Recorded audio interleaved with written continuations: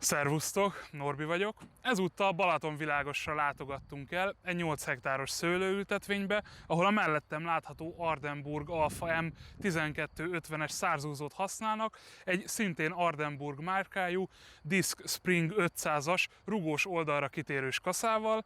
Szóval, ahogy azt már meg is szokhattátok, gyertek, nézzük meg a gépet munka közben.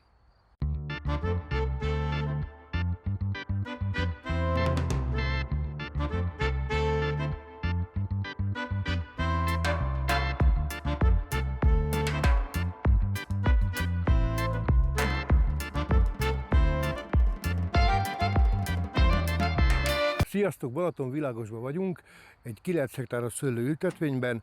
A mellettem lévő traktor fűkasza egyben kompakt fűnyírásra használjuk, amely tökéletesen működik a nagy fűbe is. Eddig még nem volt vele gond, remélem ezután se lesz.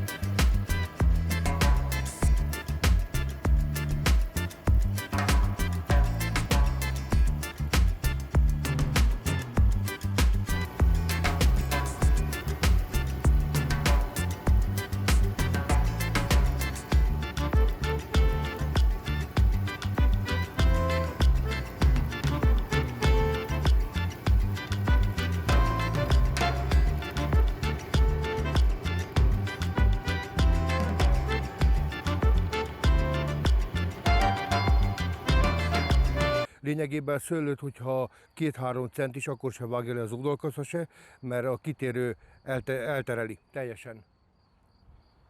Ahhoz képest, hogy tényleg 3 éve vettük, meg az, hogy hát nagyon sokat megy, ahhoz meg nagyon jól bírja. Strapa bírógép.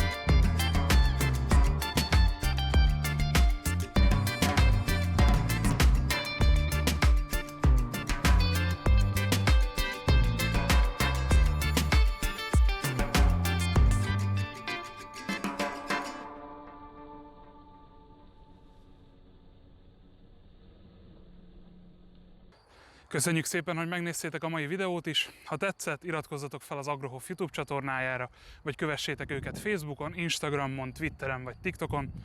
Ha kérdésetek lenne ezzel, vagy bármelyik mezőgazdasági gépükkel kapcsolatban, keressétek az értékesítő kollégákat, vagy látogassátok meg a weboldalukat, a www.agrohof.com-ot. Én Kecskés Norbert voltam, remélem legközelebb is találkozunk. Ne feledjétek, Agrohof, minden a mezőgazdasághoz.